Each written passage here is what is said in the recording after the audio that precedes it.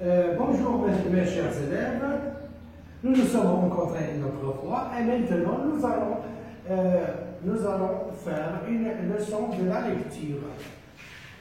Notre titre d'aujourd'hui c'est Dans la tempête.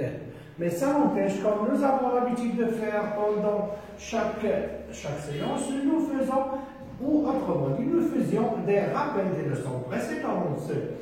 Le titre de la lecture que nous avons vu, le livre du texte que nous avons lu l'autre fois, c'est Malipape, ou autrement dit, Grand loup sauvage, Malipape et Nulifar sont des amis pendant tout le temps et ils passaient le plus clair de leur temps pour suivre les traces des lapins et des perdrix, ou autrement dit, nous avons vu qu'ils reniflent les traces des lapins et des perdrix, et ainsi de suite, parce qu'ils chassent.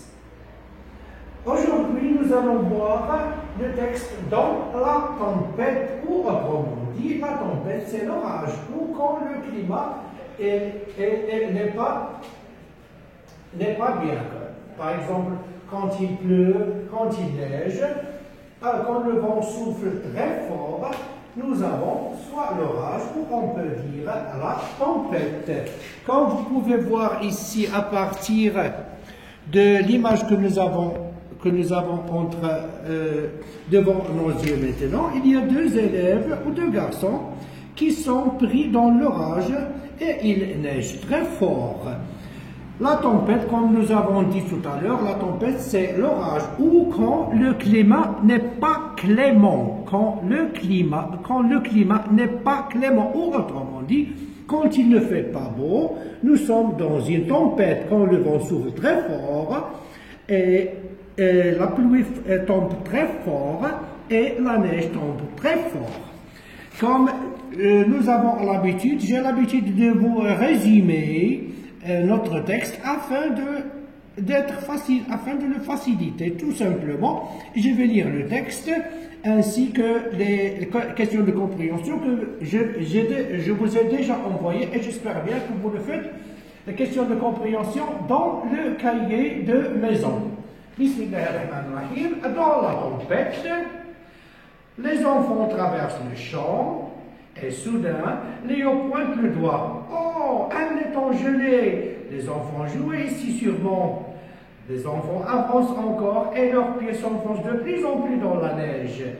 La neige tombe si fort que les maisons sont devenues invisibles, voire même des gratte-ciel. Léo demande à Tom de faire sortir le livre qui contient les secrets du grand parc. Il lit Central Park est un espace vert de 341 hectares au milieu de la ville. Il permet aux New-Yorkais de faire la marche et de la patinage artistique. On trouve aussi des lacs artificiels.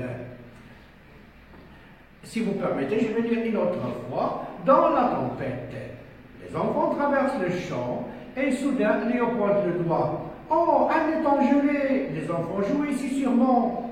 Les enfants avancent encore et leurs pieds s'enfoncent de plus en plus dans la neige. La neige tombe si fort que les maisons sont devenues invisibles, voire même les gratte-ciel.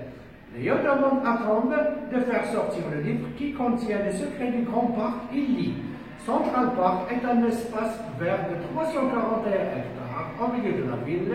Il permet aux New-Yorkais de faire la marche et de la patinage artistique. On trouve aussi des lacs artificiels.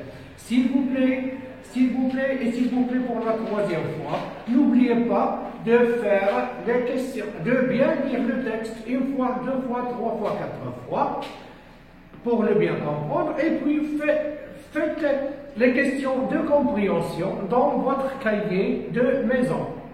Bonne chance à tout le monde. Merci beaucoup mes chers élèves.